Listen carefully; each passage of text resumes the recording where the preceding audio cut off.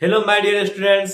आज हम लोग लेकर आए हैं क्लास 8 के chapter metals and non metals.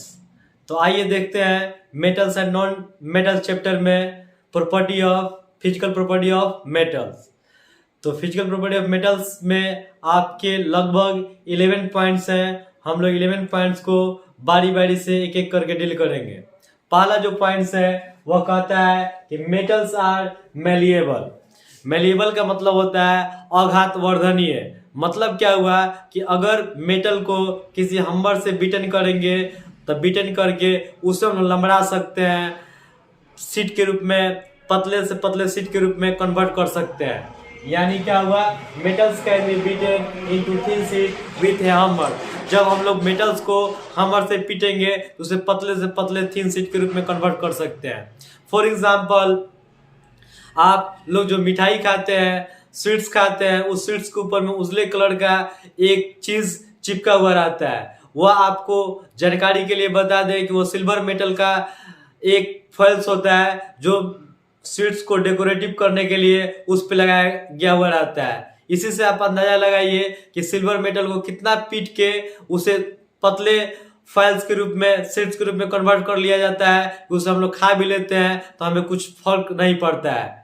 तो इससे क्या साबित हुआ कि मेटल जो होते हैं वो मेलिएबल होते हैं, यानी उसे हैमर से पीट के पतले से पतले थिन शीट के रूप में हम लोग कन्वर्ट कर सकते हैं।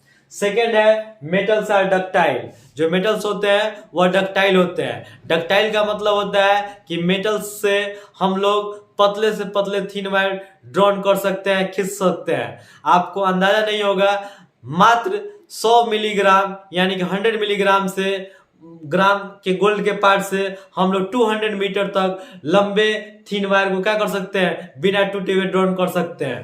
तो मतलब क्या हुआ कि metals are ductile, metals can be drawn into thin wire. Metals को हम लोग पतले से पतले वायर के रूप में कन्वर्ट कर सकते हैं बिना टूटे हुए। Number third, metals are good conductor of heat and electricity. जो मेटल्स होते हैं वह हीट और इलेक्ट्रिसिटी के गुड कंडक्टर्स होते हैं। मतलब क्या हुआ कि मेटल्स होकर हीट और इलेक्ट्रिसिटी दोनों के दोनों आसानी के साथ फ्लो कर सकते हैं। दैट इज वाई, यही कारण है कि हम लोग घरों में अपने इलेक्ट्रिक वायरिंग के लिए जो वायर्स इस्तेमाल करते हैं वो मेटल के बने होते हैं। इसके अलावा अपने किचन रूम में जो हम लोग कुकिंग यूटेंसिल्स के रूप में खाना बनाने वाले बर्तन के जो इस्तेमाल करते हैं वो मेटल्स एल्युमिनियम के बने हुए रहते हैं।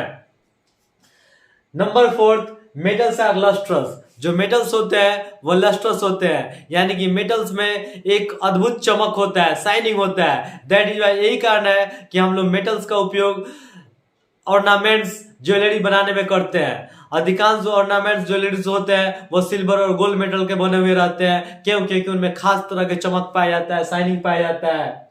एंड कैन बी पॉलिश्ड, और उसे हम लोग आसानी के साथ पॉलिश भी कर सकते हैं। इस वजह से मेटल का जो गुण होता है वो लस्ट्रस है, और लस्ट्रस गुण होने की वजह से हम लोग मेटल्स का इस्तेमाल, गोल्ड और सिल्वर जैसे मेटल्स का इस्तेमाल ज्वेलरी बनाने में, ऑर्नामेंट्स बनाने में करते हैं। नेक्स्ट है मेटल्स आर जनरली हार्ड। जो मेटल्स होते हैं वो हार्ड होते हैं, कठोर होते हैं। उसे आसानी से हम लोग बेंड नहीं कर सकते हैं, बहुत ही वह कठोर होते हैं। Metals are usually strong. जो मेटल्स होते हैं वह बहुत ही मजबूत होते हैं। They have high tensile strength. उनका जो टेंसाइल स्ट्रेंथ होता है बहुत ही हाई होता है। मतलब क्या हुआ, उस पर अधिक से अधिक भार को रख लेंगे तो बिना टूटे सह सकते हैं। यानी क्या हुआ कि metals can hold large weight without breaking. Metals अधिक से अधिक वेट को सह सकते हैं, बियर कर सकते हैं बिना ब्रेक किए हुए, टूटे हुए।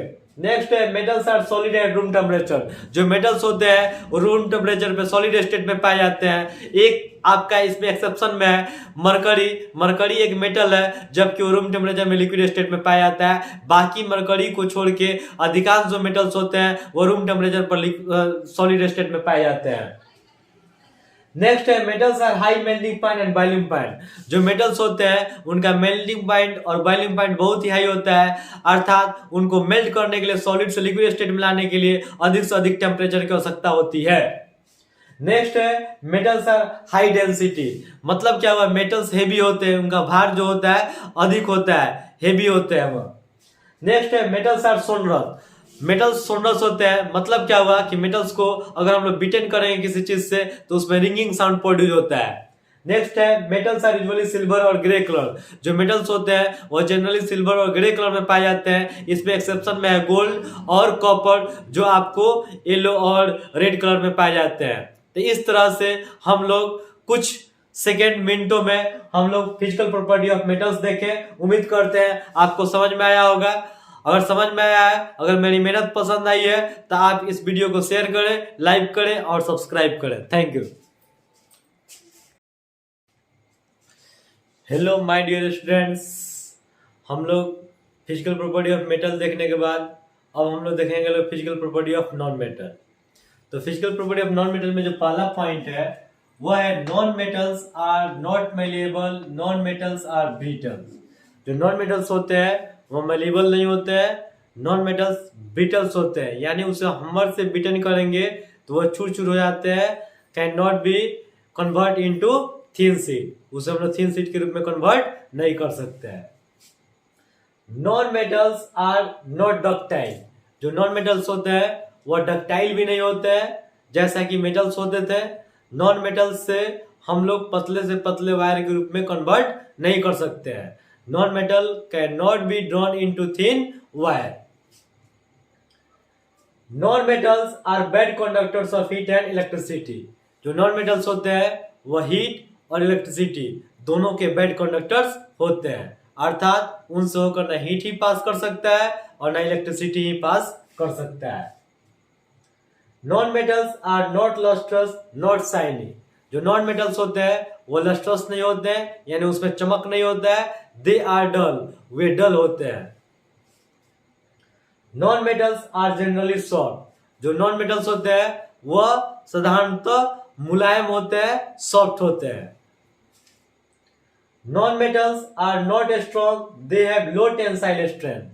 जैसा कि मेटल होता था हाई टेंसाइल स्ट्रेंथ, इसके अपोजिट जो नॉन मेटल्स होते हैं उनका जो टेंसाइल स्ट्रेंथ होता है वो लो होता है। मतलब क्या हुआ कि उस पे भारी से भारी वजन रखेंगे तो वह उस वजन को सह नहीं सकते हैं, वह टूट जाएंगे।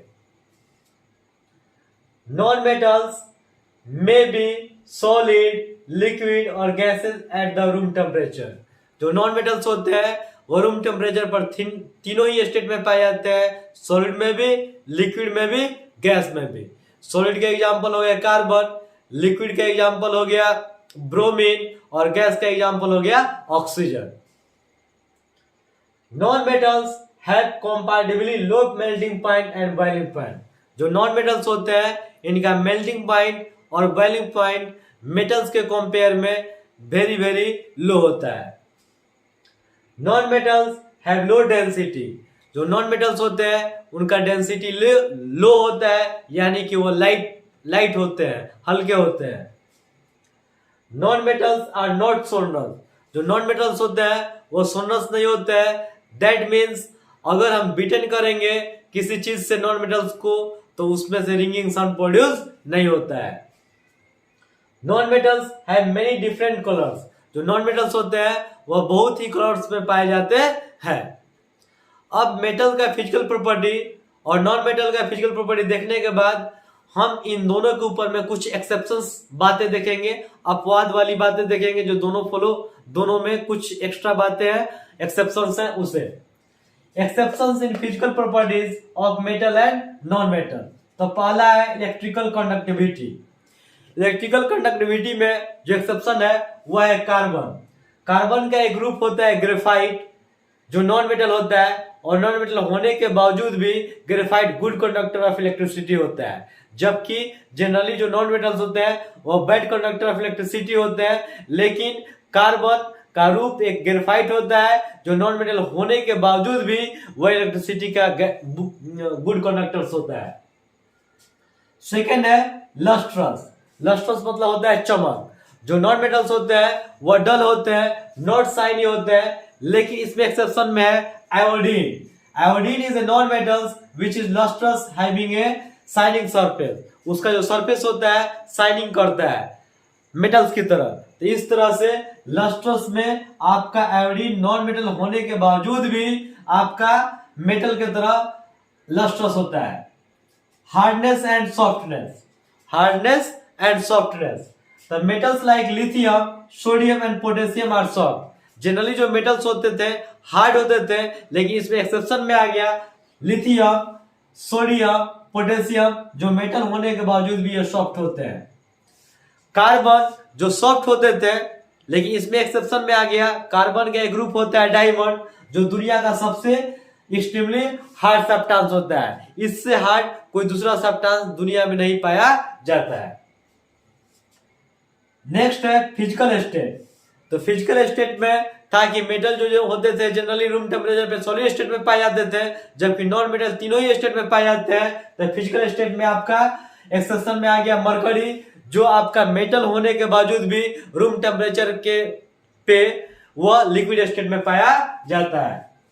Melting points and boiling point, जो मेटल्स होते थे उनका जनरली मेल्टिंग पॉइंट और बॉइलिंग पॉइंट हाई होता था, बट यहाँ पे sodium, potassium, caesium, gallium metal होने के बावजूद भी इनका मेल्टिंग पॉइंट और बॉइलिंग पॉइंट लो है, यानी इन्हें कम टेम्परेचर देके हम इन्हें सॉलिड से लिक्विड स्टेट में कन्वर्ट कर सकते हैं। आपका मेटल जो होते थे उनका मेल्टिंग पॉइंट, बॉइलिंग पॉइंट लो होता था, लेकिन इसमें एक्सेप्शन में आ गया डायमंड। डायमंड एक नॉन मेटल होने के बावजूद भी इसका melting point, boiling point very very high होता है।